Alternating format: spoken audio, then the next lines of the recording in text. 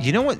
I don't know anything about the two teams I'm about to mention. Yeah. But my father once went to Europe when I was a kid and came back with a hat that was from a match between Inter Milan and I would believe you pronounce it Ajax. That's my team, Ajax. Jesus Christ. Are you? I can't tell if you're doing a bit. Is this a bit? That's my team. Okay. I went to Amsterdam for a game a couple of years ago. Holy shit. Okay. Yeah. It's been my team for decades. Oh, wow. Okay. So he gave me a hat. Do you know what year this would have been? I mean, I was a kid. It couldn't have been. I don't.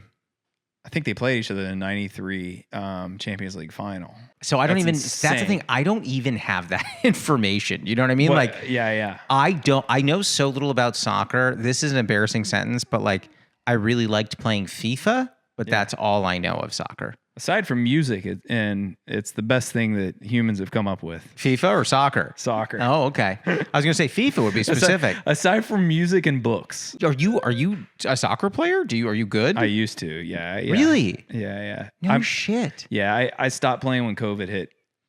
Wait a minute. You played all the way up through COVID? Yeah, I mean, just playing on adult leagues. Sure. I'm 43. That's something. Is that not? That counts? I mean, and then I actually still played in leagues till about a year ago, and then I got a bad concussion, and then.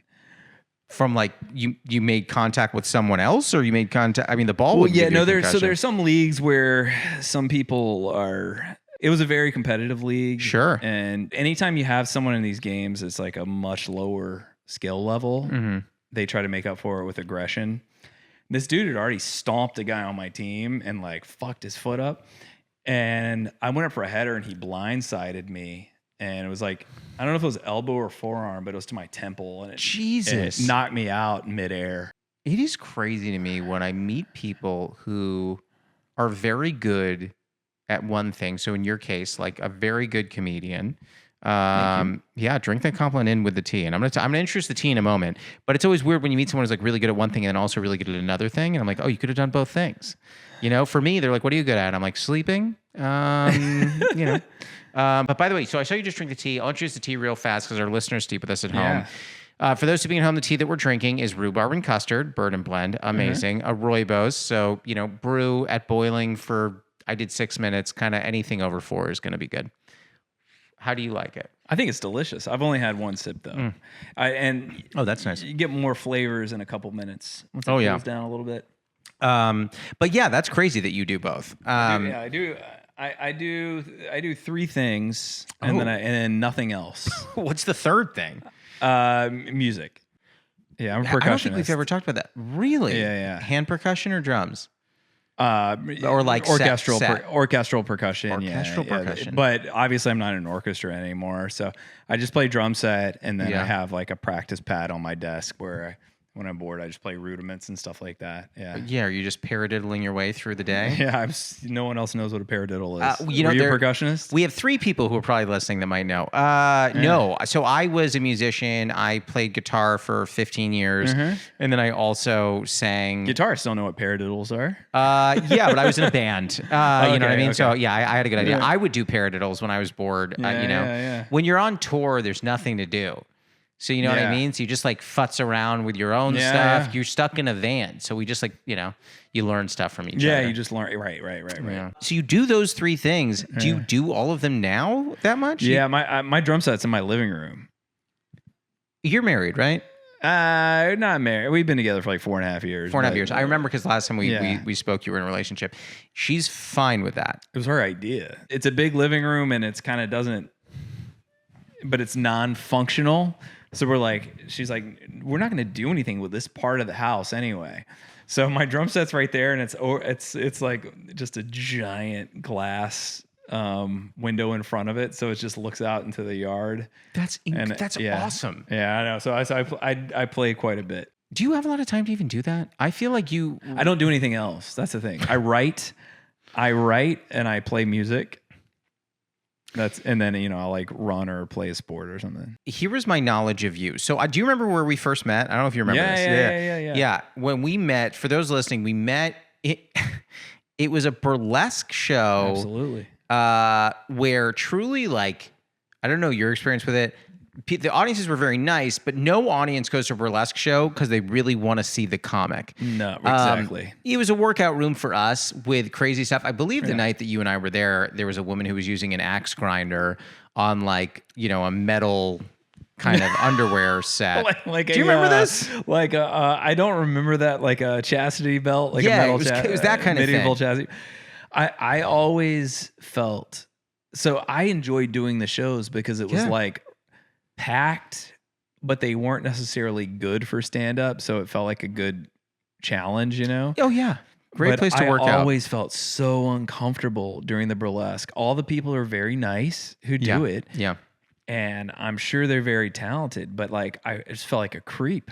I did too. So I couldn't. That's why you and I were talking in the back, because we were both like, it feels rude to not watch them, but it feels creepier to watch than it feels rude to not watch. When Jess first moved here, I mentioned, I was like, oh yeah, she moved here during the pandemic. Once it started to lift, I was like, hey, like, I'm starting to get booked again, like around town. Also at this, the burlesque shows. She goes, I want to come to one. I go, I don't know that you do.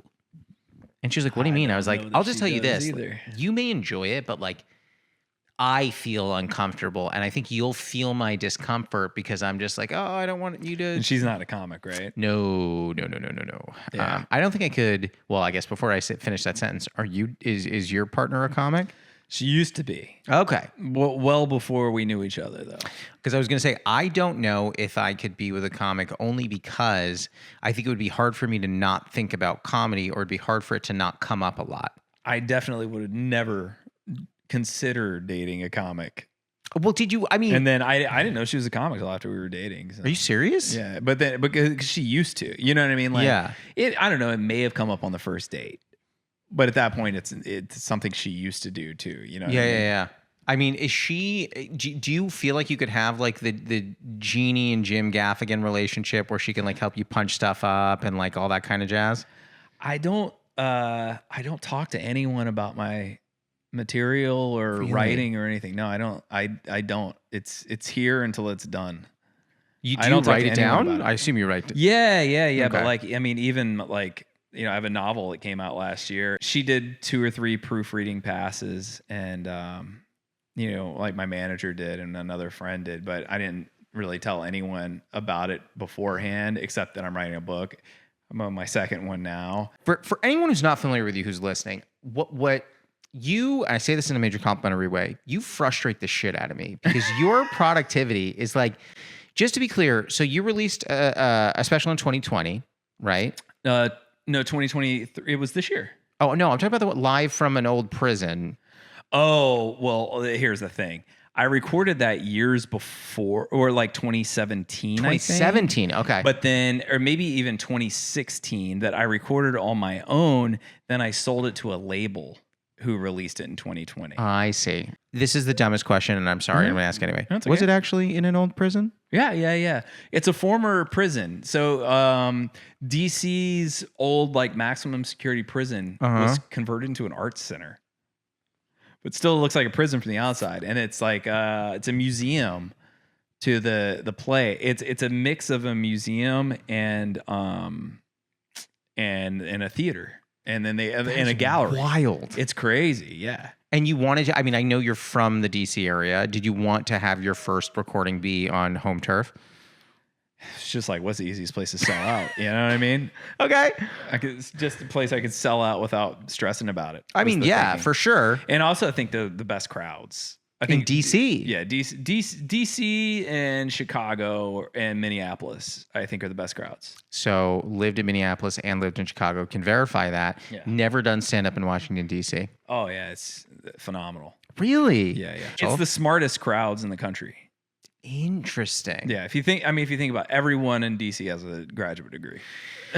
True, but here's the thing: your comedy is not, lending itself to any politics, and I feel like that's a very politically heavy area. Well, not directly politics, more, I guess cultural things. I used to have a lot of political stuff when I started. Because the thing in DC is you can't do political material unless you know what you're talking about. Sure. You can't do broad strokes. So you would have to like talk about this like X law or policy that you are making fun of. There has to be nuance. Yeah, like people know when you don't know what you're talking about, which is why it's funny. A lot of comics will go to DC and they'll try to open on something political, and people are just like, just because like national news, like political news, is local news there. You know what I mean? Everyone is so entrenched in it. Yeah.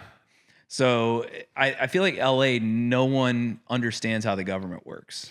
Which is why I don't do any political material anymore, because no one knows what the fuck you're talking about here.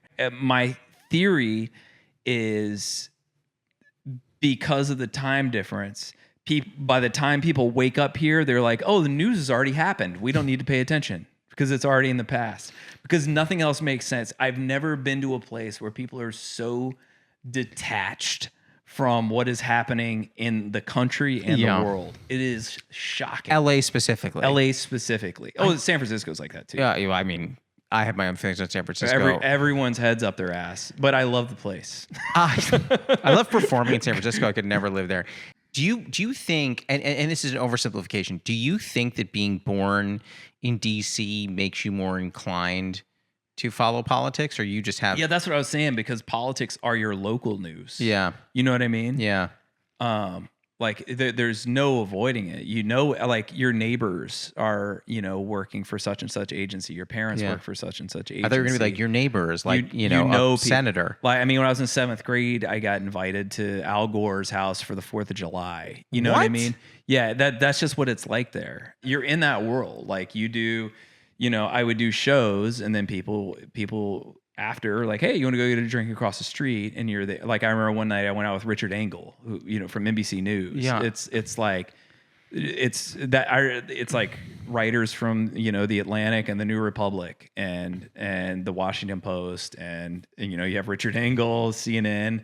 That's who's in your audience there. Like Wolf Blitzer is coming to shows and stuff like that. Yeah. So did you, the shows, you've worked on a couple of different shows. The shows you've worked on, things like Ridiculousness and Billy on the Street, are not very politically inclined. Yeah, have you ever thought to do political comedy? Other than, I know the book, it really nails that. Yeah. Did you ever think to write for like The Daily Show or any of these late night shows that are more politically inclined? No, I did I got to the second round, or whatever the last round is, or whatever, on season 2 of John Oliver. Oh shit! I never submitted again because my friend wrote for the first 5 seasons there, and he's like after that, he's like, the show's so terrible, I'm gonna tell them to take your name out of it because you don't want to be here. A Daily Show, there's no nuance either. It's like, you know what I mean? Everything's the broad stroke. It's wait. So is that what brought you to write a novel? Where you kind of just like, I want to be able to control what I'm writing. Yeah. I want to control my output. How in God's name? I don't want someone's notes. Well, you do get notes on a novel. I mean, like your manager was probably like, hey, she had no notes. No notes. Mm-mm. And the day that comes when I get no notes from somebody, what a miracle. Every time I send a script in, it's like, hey, here's 30 notes, and these are the exact opposite of the other notes. So I keep this shit to myself until I'm like, I think it's done. Unbelievable. Yeah. Did you think when you wrote that first book, were you kind of just like, maybe I want to go in this direction? Or were you like, I'm a stand-up, this is what I want, this is like what I do, this is kind of just a side quest for me? Well, no. So, okay, so here's what happened. I'm a big reader. I've pitched shows for years now and stuff, and you get in these loops with them. Like you get a deal and you think, oh, I sold a show, and then you got to do all these notes and all these things, and you have all this optimism, and then nothing happens with them. So then it's just this everything I've ever sold. Yeah. Yes, exactly. So you put all this time into it, and then there's nothing to show for it except a file on your computer, and you could be like, look at this contract. So I had that like frustration in my head where I'm like, God, I'm so sick of this. And the idea for the book, I knew the beginning, the middle, and the end, and I was gonna write it as a feature. Okay, that makes sense. So I call my friend who's a director. I'm like, I want to write this feature, but I want to make sure it's something we can shoot. And I talk him through it, and as I'm talking through it, I'm like kind of finding a little bit more in the story, not all of it, but a little bit more, And he's like, I think this is more of a novel than a movie. So I was like, yeah, I can't write a book though. And he goes, yes, you can. And I said, I don't think I can. And he goes, just start writing a book and you'll see that you can write a book. So I started writing it, and I did it all longhand, the first draft. And what are you, a serial killer? You did a longhand? I did, yeah. It's 2020. In that case, I mean, it wasn't 2024 then, but it's in the 2020s. I know. Well, my second one, I was like, I wanted to experiment, so I did the first draft typed, and I wish I'd done longhand because you think so differently. This is psychotic. How long did it take you to longhand write a book? I wrote like a maniac. Are you like going back and erasing or script, or are you using pen? You're scratching? Yeah, I used a fountain pen. I did it in. I think you may be a lunatic. Yeah, about 3.5 weeks. There's no way. Yeah, no, I did. I would write from about, was it 6:30 or 7 a.m. till about 9, I think it was. So you were not doing stand up in these 3 weeks. And then I had to except rarely. And then I would go to work. I would come home or go to a show, whichever it was, and I'd write another 3-4 hours before bed. And I would leave myself knowing what the next section is about. And I would write a couple sentences about what the next section's about. And that's all I would leave myself. I assume when it's handwritten, you're not like you then typed it out to see like, Dude, do I even have enough? I had to type it. It was, the first draft was it was much longer. So yeah, this is the most boggling thing I've ever heard. That was the process. So when you write longhand, the writing was, I would say, it was more elegant, lyrical.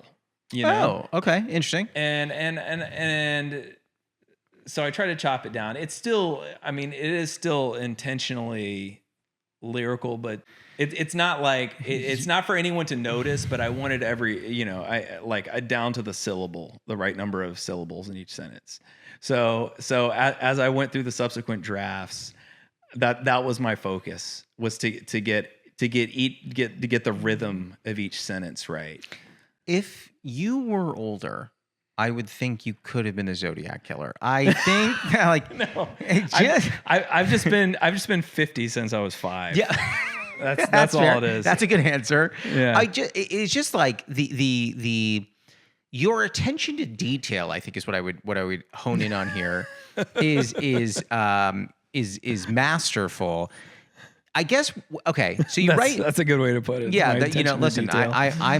This is a friendly space. You do this when you. Okay, we get to the point when the novel comes out. Do you start? This is an interesting question, and feel free to kind of bat this away. But like, I think a lot about identity when I am doing the things that I do, right? So like I identified as a musician, like that was what I did, released an album, I did that whole thing, and now doing stand up to the degree that I do, it's like, okay, like when people ask me, what are you? What do you do? I'm like, oh, I'm a stand up comedian. That's what I do. Even when I write pilots and things like that, I'm still like, oh, I'm a stand up comedian. That's what I do. Now that you became a novelist, does it change your own framing in your own mind of who you are when you even talk about yourself to people? I don't know. I don't think about that stuff at all. I don't know. I'm just thinking like social situations. I'm a very reserved person. Yeah. So like I'm not a small talker.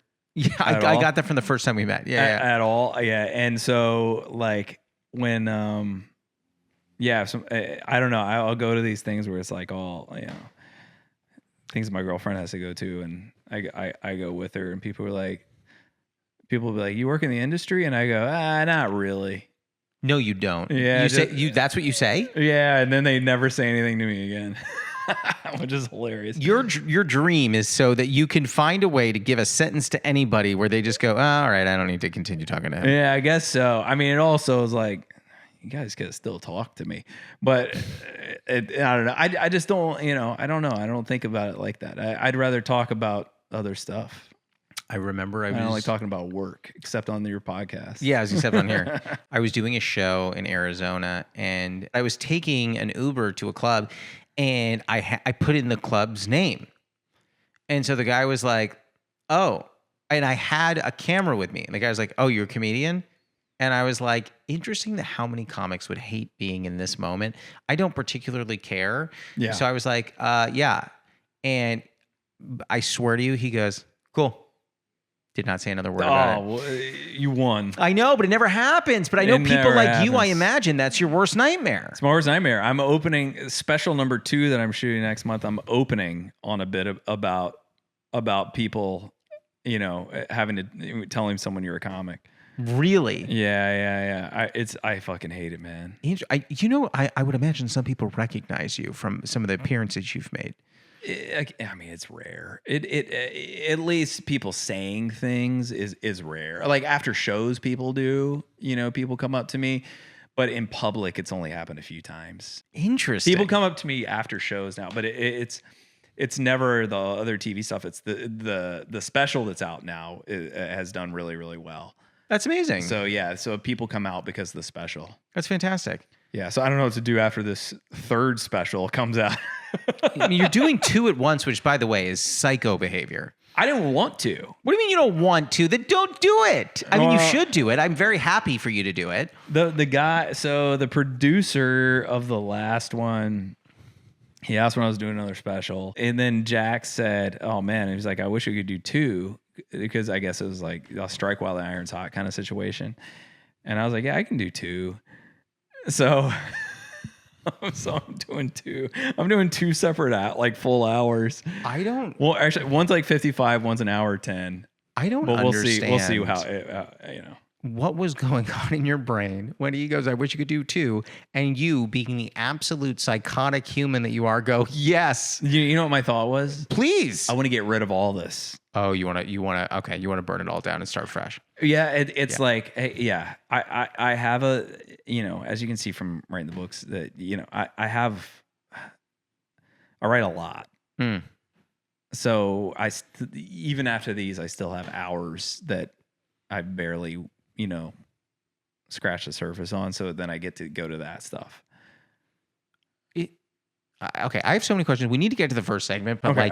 I have never felt less accomplished than talking to you. No, but no. Here's the thing, though. There's so many things like people will be like, in that show, blah blah blah. And I'm like, no. They're like, that movie. I'm like, no. Like, so you don't watch any movies or television? Well, I do watch movies, but very little. I mean, yeah, my girlfriend doesn't like watching TV. She only likes movies. She doesn't like TV shows. So, what kind of movies does she like? Kind of all over the map, Okay. Mostly weird stuff. I don't even know what that means. I don't know. Like, I don't know, like Lars von Trier and like, dear God. Okay. And Ruben Östlund and do not like Ruben Östlund's You don't movies. like Ruben Östlund? I mean, the only one that I like saw all him. the way through was Triangle of Sadness, and that made me feel like I was in my own Triangle of Sadness. It was just like 30 minutes of vomiting. But okay, wait. Let's get to the first segment. The first segment is called the Newly Friend Game. It's like the Newlywed Game, but we're friends. I was going to go a different route, but now we're talking about movies, and now I've got movies in my brain. So why don't we do this? Yeah. You love sports. You watch, more movies than you do television shows. Don't say it out loud. Write it down. What is your favorite sports, either show or film? 1, 2, 3. Flip. I said Miracle, and I said the one with Mark Wahlberg trying out for the Eagles. Fuck that. Hoop Dreams. Yeah, I know Hoop Dreams. Yeah, Hoop Dreams would be my number one. It's like almost 3 hours long. It's very long. Yeah, I should have said Hoop Dreams. Rocky is a sports movie. We don't count Rocky. Yeah, I guess we can. I just saw it again in a theater. Oh my God. Are we talking in like the New Beverly kind of theater? Or like at Vidiot's though. Yeah, Vidiot's. Sure. Dude, if you've never seen it in a if you ever see it like listed at a theater, go see it. It's a different experience, and I did not remember how funny it was until funny. It has some of the funniest fucking lines out of any movie. Maybe I just haven't seen it in a while. I don't remember watch it it being again. funny. It's hilarious. It had like intentionally funny, like hysterical lines.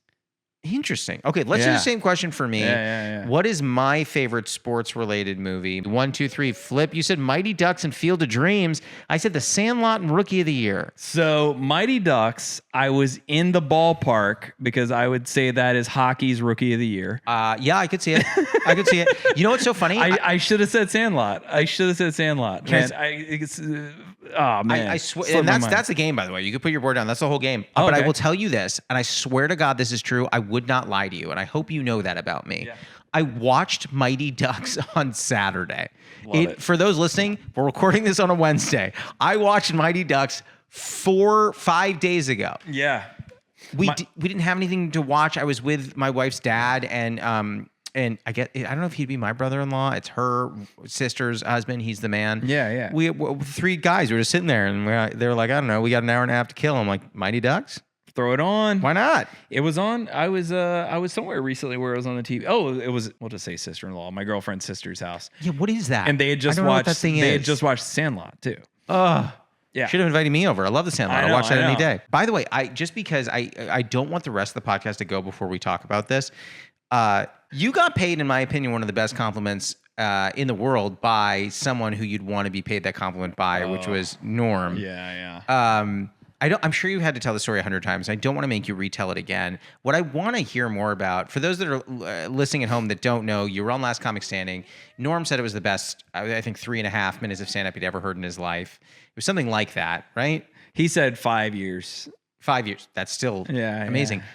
My question for you is, once you get a compliment like that, are you the kind of person who's able to internalize it and actually celebrate it, or are you kind of like, that's cool, I got it, on to the next thing?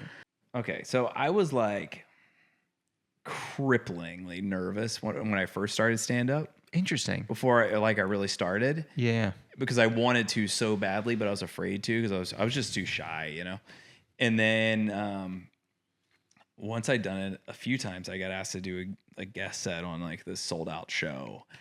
And Was this in LA? in DC. In DC, Yeah. okay. And it went really well. And once that went really well, I was like, oh, there's nothing to be nervous about. But anyway, I never had like true nerves until that first set before Norm because he's just my favorite. And I was like, I don't really care how this goes, except I want Norm to like me. Yeah, that's it. And the other 2 judges were Roseanne, Pre-controversy. Yeah. QAnon Roseanne. I have a really fun photo with me and Roseanne, and I can't do anything with it. No. No. There's nothing. Let me tell you, I hung out with her for it was 3-4 hours, just me and her talking, and then later and she's so funny. And she was so cool. And then she said, I can't even remember what, she dipped into politics for 15 seconds. And just in 15 seconds, it was batshit crazy. And I was like, okay, back to this thing, just. Yeah, but once you break that glass, you can't unbreak it. I know. Yes. Oh yeah, no, she's so far over the edge. No, I just mean for you in that moment. You once the bell is rung, and you're like, oh, she's nuts. But anyway, so yeah, I was so nervous about how's Norm gonna like it, right? And then Keenan Avery Wayans gives me the feedback first. He was very positive. Roseanne, very positive. And then when Norm started talking, and I saw that it was positive, I was like. I'm telling you. I mean, you can see it in my face. I got to go back and watch it again. Yeah, it's much in the taping. It's much longer than what they showed on TV. Dude, I was just frozen. Jesselnick standing next to me, the same thing, and we're just standing there. And then when Norm gets finished, Jesselnick just looks at me, and goes, "Get the fuck out of here before anyone changes their mind." He's like he said something like that. Yeah, and yeah, so I got really lucky. Norm on every episode was he said things to me that were I don't know, just made me feel bulletproof. And then he tweeted about me a bunch after, and it was I imagine, right? When I first started getting into comedy, and I thought about. But can I tell you one more thing? Please. The thing that made that, and he tweeted about some other jokes of mine too. The things that made it even more incredible to me was that almost all of his other tweets were him just doing play-by-play of golf. So Why? I had friends point out all these tweets to me because I didn't see them, because everything else he would do is just play-by-play for golf. He'd be like, Jordan's going to have to lay up here. What? He literally like did whatever he wanted. It is the best. He's the best person. What I think about, like, when I was getting into comedy, but like the people that I'd want to receive that kind of compliment from, like, Norm is one of those voices where like that is kind of the pinnacle. You know what I mean? Yeah. Where it's like that is the person where you're like, oh, if you get that validation, I mean, like, what else? You know what I mean? And I look back on what you've done and what you're about to do, second book, 2 specials, and all that stuff. And it's kind of like, I say this, I hope you don't take this the wrong way, but it's kind of like, well, what the fuck else? You know, you're good. You know what I mean? That's a good way. That is sort of a comfort that I have, is that, you know, when I started, I probably wanted an HBO special, and As you know, we all, yeah. Sold out theaters or something. But I'll take, you know, the Norm Macdonald and like a few other of my idols who've been very good to me and complimentary to me. I'll take that over some dude at HBO liking me. Yeah, I was going to say, because the thing is, the guy at HBO, and I this is not taking anything away from anybody. Yeah, I'm just who's had saying that as a specials there. placeholder. Yeah. No, of course. This is not taking anything away from people who have had specials there, but there is some kind of gatekeeper who, in 99 times out of 100, is not a comic themselves. Right. That is a gatekeeper who's looking at content and trying to understand who's going to engage with that content. You're getting the compliments from the people who have done the thing. They've climbed the mountain. They're at the top. Yeah. And now they see you climb and they go, you have what it takes to get to where we are. That is worth so much more than the content gatekeeper to me. Thank you. It is to me too. Yeah. Yeah, I don't give a fuck about the TV people. You know what? Fuck them. Unless any of them, if you're listening, I love you. Yeah. And you can give me anything and I'll take it. I was talking to a friend, a comic, the other day on Sunday night. We were on a show together, and he was talking about like late night auditions and stuff. And I told him about how when I live in New York, I cared so little about doing TV stuff that I used to do brand new stuff on TV auditions. You're an insane human being. I remember I did. I was like every single show I would do that. And yeah, I just remember after one of them, the person talked to me. He was like, yeah, they were like, you know, like the jokes. I think you got to tighten up this one part. And I was like, yeah, that was all new tonight. So I was just trying it out. Were they like, what the fuck? I'm That sure must they have made were. them want you more. No, I know it didn't. It made them not want me. It's that thing where you're like, yeah, but everyone wants the guy who doesn't care. Yeah, they think that until they see the guy who doesn't care. And then they see the guy who did, and they're like, well, his 5 minutes are really tight. Yeah. And it wasn't like I didn't care, but I was just like, one, it felt like it was too early. I was getting these things way too early. There are a lot of people who get them too early. The reality is, I don't want to get into a tangent with this, but all I will say is that the way that social media works now, I think a lot of people are getting opportunities a little too early. And that is what you see now, which makes the overall, when I'm on the road, it makes it a little harder because 9 times out of 10, somebody on the lineup has a boatload of followers, but is legit awful. And then you kind of like, that is now what people experience. And they go, whoa, that night sucked. And then they paint every comic with that brush. Right. Well, for me, this was before stand-up. But I think I'm sorry, not before social media, but I think then at that time, it seemed like every comic had that thing in their head where you don't want to be exposed until you're ready for it. Sure, but it's important to have a reference point for context of how you've developed, even to an audience. It's fair, yeah. I mean, there are some things that I probably should have done that I turned down, or I don't mind that I mailed in the all the late night stuff and some other things like that. I mean, I'll say this: I think it worked out. You know what I mean? Because I'm happy. Yeah, you're happy, and you're sitting on the couch across from me. What else could you want? Exactly. Exactly. I hate to do this, but I'm going to take us to the lightning round. Are you ready for it? Yeah. Should I get the? No, you don't need the board. You're great. Okay, so this is the lightning round. It's 5 fast questions. It does not at all have to be fast answers. It's just the last 5 questions we end every episode with. I use this because this is the closest I'll get to being a late night talk show host. I have these memorized, but it feels good to kind of have a card. So question 1. Oh, do you throw it into the city behind you? Can I tell you something? I do that. So I have a show that runs at the Improv. I'll have you on there. I'd love to. Yeah, we'd love to have you. I do a show there, and we open every show with jokes that just don't work. We put them on index cards and we just like throw them out into the audience. That's great. Yeah, it's fun. All right. Question 1. What is a favorite ritual of yours? So for example, I love brewing tea. I like walking around Huntington Gardens, the botanical gardens. Yeah, I've not been. Are you near there? I live in Venice. It's in Pasadena. Oh yeah. It's far for you. It's somewhere between 10 and 15 minutes, depending on traffic. Oh, that's amazing. So yeah, I go a lot. Have you been to the tell me if I'm wrong. I think there's like a tea room somewhere on those grounds. Yeah. Good. You're talking about the English tea house? I thought it was a Japanese tea house. Well, okay. So that tea house, the glass one, the actual like cafe there is now only open, I think, Thursday through Sunday. Oh, okay. Because they have a new sort of restaurant area and the other side of the Japanese gardens, but the glass tea house there is beautiful. It's a really fun place to sit, read, write, whatever. Then they have an English tea house too, where you get like the afternoon tea. Yeah. Like sign me up. Yeah, I gotta go. Question 2: what is a running bit you have with a friend or partner that makes you laugh? Well, a thing that I'm loving lately is calling my girlfriend Buckaroo, and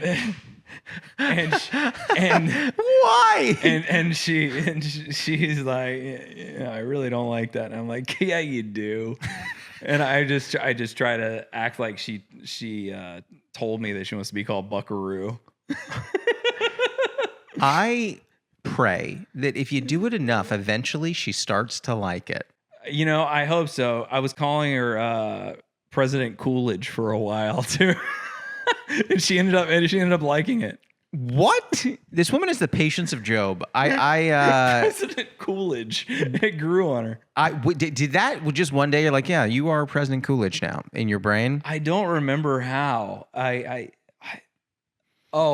think I said something like, well, if it isn't the 30th president of these United States, and then figured out who it was or something like that. But yeah, because I really think it's funny when people say of these United States. Because what other are there? Yeah, I know, right? Yeah. Those? Of those. All right, question 3. What is a very controversial opinion that you have? Well, I just found out the other day that this is controversial. I thought everyone thought the game Clue sucked. You don't like the game I despise Clue. it. I think it's the worst fucking game. It's the worst game. Why? Okay, when is the last time you even played Clue? Well, 5-6 years ago. Oh, so someone. Okay, I got suckered into it. So you already knew you hated it. Someone invited me over on a weekend. I thought we were just hanging out, and he busted Clue out. It feels like a hate crime to invite someone over and then ambush them with a board game if they're not prepared for it. If they're not prepared. Here's the thing. I love board games. As do I. Not that one. No. I want to admit fully before I get into this. I have not played Clue in over a decade. Okay, yeah. So let me just start with that. So you can disabuse me of my ignorance here. I remember really liking Clue. Why is Clue so terrible? Okay, look.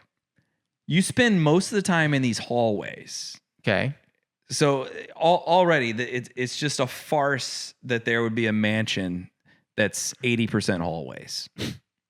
Okay. It makes no sense. The design is horrendous. Yeah. Okay, what is there, 1 bedroom maybe?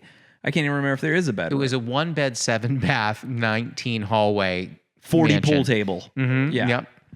And I remember I saw it on Zillow. I almost went for it. So as I'm playing it, I'm realizing I'm like, there's virtually no strategy involved here at all. It's just who rolls the highest number and isn't stupid. Who isn't stupid is much more nuanced than you would think, depending on who you're playing with. But if you roll an average of 4 or higher, you're gonna win. Hey, listen, sign me up. Anyway, it's a dog shit game. Okay, listen, this may get clipped, and we're gonna let the viewers decide: is Clue Total dog shit. Well, let me give you this part of it though. So I was playing with, it was my friend's ex roommate or something like that.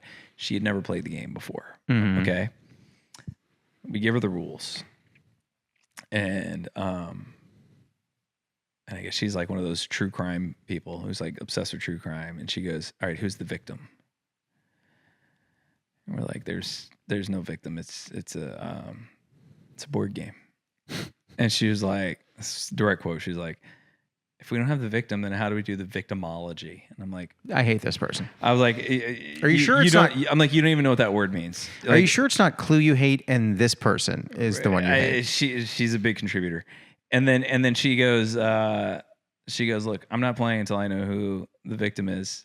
And so then I go, "Fine, we're investigating the murder of Nicole Brown Simpson." Jesus Christ. And that's what she said. And I go, "What's wrong?" I was like, the murderer is still on the loose, and the only people looking for the real killer are us and OJ. All right, the juice is loose, and he's been on the case for 20 years and hasn't come up with any suspects. So it's up to us tonight to solve the murder. And then I'm sure she really got into it then. oh, dude, she was like, "I think Colonel Mustard killed Nicole in the parlor," and yeah, she was into it, man. Jesus Christ.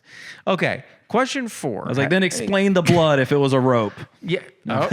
Yeah, well, she's like, "Where's the glove? Does anyone have a glove?" You're like, "No." All right. Question 4. Have you ever experienced imposter syndrome? And if so, is there one moment that really sticks with you? Oh, of course. Yeah. There's one in particular? Yeah. It feels douchey to say though for comics. You gotta. I got passed at the Comedy Cellar very early. Congratulations. So I was 2 years in. Wow. Fuck. Okay. And it was, I was getting like usually 2, sometimes 3 spots a week. The typical lineups it would be like, me, Colin Quinn, Louis, Greg Giraldo, and Burr. And this was the ultimate imposter thing. Please. The night of my Cellar audition, right? So the auditions are Friday night at midnight. So I get there to check in at about 11:30-ish. I got there like as they're seating the crowd for the next show. And I see Greg Giraldo there. And I'd met him before, and he was a really nice guy. And I said, "Hey, I'm supposed to ask for Esty." And he goes, "Yeah, you might want to give her a few minutes. She's at the table with Robin and Jeff Ross right now." And I go, "Robin," and he goes, "Robin Williams." And I was like, Jesus Christ. so Dear God. I know. So she comes out to me, and I say, "I'm Ryan, so-and-so's recommendation or whatever." And she goes, "Okay." She's like, "You'll probably go on a little after 12. We have, I think Artie Fuqua was hosting that night." And she's like, "Yeah, then it was Artie." She's like, "It'll be Artie, and then it'll be Norton, and then Jeffrey Ross, and then it'll be Robin, and then you." No. No. And I go, No. "Okay." I would have been like, "Can you put me in the front of all of that?" I swear to God. So that happens. And I had a few friends come to watch. And because, we're all like pretty new to stand up. And it was like, oh my gosh, they just came, some comics who came out to support me. So I didn't go to the table that night. I was like, beyond imposter, right? I'm standing in the hallway downstairs. I don't know how I didn't shit my pants. I was like, I'm just thinking, I'm following Robin Williams. What is happening? Esty comes downstairs and she goes, "Okay, Jeffrey's not going to do the late show, so it'll be Norton, Robin, you." So then Norton's on. Sets are 15 minutes. I think audition was 10 or something like that, or 8. And Robin Williams comes downstairs. I don't remember what he said. I remember he had on this like big beigeish coat, and he like comes over and he like taps me on the shoulder, and I don't know. He may have said something like "good luck" or "have fun," whatever. I don't know what he said. Something positive. He smiled and he left. And then she comes down a second later. She's like, "Okay, Robin's not going to do the late show, so you're up next after Norton." I went from this like extreme imposter syndrome, like Robin Williams, because he did the 2 earlier shows. That's why they were both there, and they just didn't want to do it again. To Norton I don't know if you've ever seen Jim Norton, but Yeah.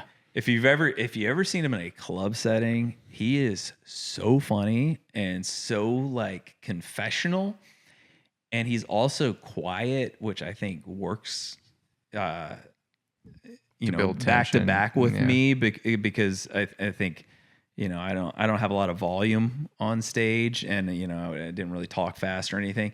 So anyway, it led into me really well, and so so on one hand I'm like, oh, this is, God damn it, I'm going after Jim Norton. This is crazy, but then just his style is so laid back that it really worked, and then.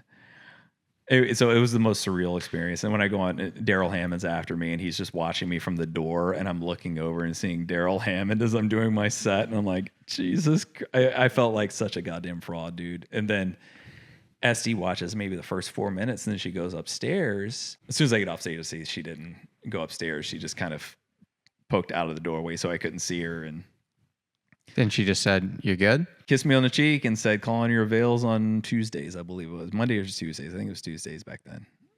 Jesus. Yeah, and so then I moved to New York. I called my friend who had recommended me, and I was like, "So I just got passed. What do I do?" And he goes, "You got to move to New York immediately." What an unbelievable story. I know. So yeah. That, talk about feeling like a fraud. Dear God. Yeah, I know. We're not going to get any better than that. So I'm going to ask you the final question, and it's an easy one. I forgot this was part of the question. No, this is great. That was amazing. Question 5, final question. What is your favorite tea? My favorite tea? Yeah. I just go back to different Earl Greys. Okay. Yeah. You were mentioning one off mic. Rare Tea Cellars, Earl Grey's amazing.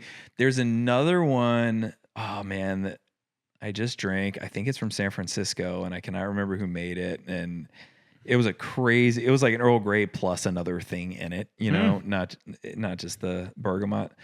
And if I'm just getting like a standard type of tea, I Earl Greys and oolongs. I love oolongs. I had a great oolong. It's a little late, but next time I see you, I'll bring you I have a really good oolong. Really? Yeah, phenomenal. Yeah, those are my favorite. What are your favorites? I love oolong. That's probably my all-time favorite. Yeah. I love genmaicha. I drink that probably the most out of any tea. Probably oolongs and genmaicha. And I just had a really good from Portland. There's a Rose City genmaicha, which has rose petals in their genmaicha. Very good. Wow. Yeah. Very, very good. That sounds great. It's amazing. Maybe you'll know this. Why is the I can't remember if it's oolong or if it's another tea, but there's one where like it's picked by monkeys, and then there's one the one that's picked by monkeys costs more than the one that's picked by people. And I'm like, I don't know. How is monkey labor more expensive than human labor? Yep, I believe it is an oolong tea. I don't know, but what's funny is what I was telling you earlier is I was at a restaurant when I got all that information about rare tea sellers. We also talked about monkey picked tea. Yeah. When I was there. I have no idea. How can it be more expensive? I don't know. Maybe for the novelty of it? I guess. I don't know. Listen, This touched the hand of a monkey. People are drinking coffee that cats shit out. I mean, the coffee beans, you know what I mean? Yeah, the civet coffee. Yeah, I'm not going near that. Yeah, I've never had it. And I'm a big coffee drinker, and I've never had it. Well, I didn't want to tell you this. So this tea is actually from a civet. So I hope you enjoyed it. No, I'm kidding. But that is the pod. How do you feel? It was great. It was so much fun. Dude, thank you so much for coming. Thank you for having me. Sorry I told some of these stories. That was the best. I would love to, I want to hear those 1,000 times over right. a game of Clue. All right. I have more absurd stories like that. Awesome. Thank you, Ben. Thank you. That was Ryan Connor. You can find him on Instagram at Ryan Connor Comedy. This episode was produced by Jude Crowner. It was edited by Martin Alvarez. Our theme song and additional music are by Oliver Hymack. Our cover art was done by Neil Fraser with photography by Matt Mazisco. Social media by Dia Villegas. Please write a review and rate our podcast on Apple Podcasts and wherever else you can. You can send any questions, comments, newly friend game suggestions, or tea suggestions to steepcombos@gmail.com or tweet us at steepconvos. I'm Josh Lanzet, and you can follow me on Instagram, TikTok, Twitter, YouTube, and Facebook at Josh Lanzet. We'll be back next week, so until then, happy steeping. You said basketball in there? Yeah. Who's your team? Bulls. Bulls. Yeah. Not Wizards. I'm all Chicago sports. Yeah. Okay. Interesting. Yeah. I'm a Fuck Knicks the DC fan, teams. so interesting. Yeah. I don't have any beef with you. No. No. Yeah, I think it's I pretty, mean, pretty clear neither, lines. Neither team's good enough to care about all the rivalries have died. Clear lines here. Yeah. Yeah. And I love Tibbs, so There you go.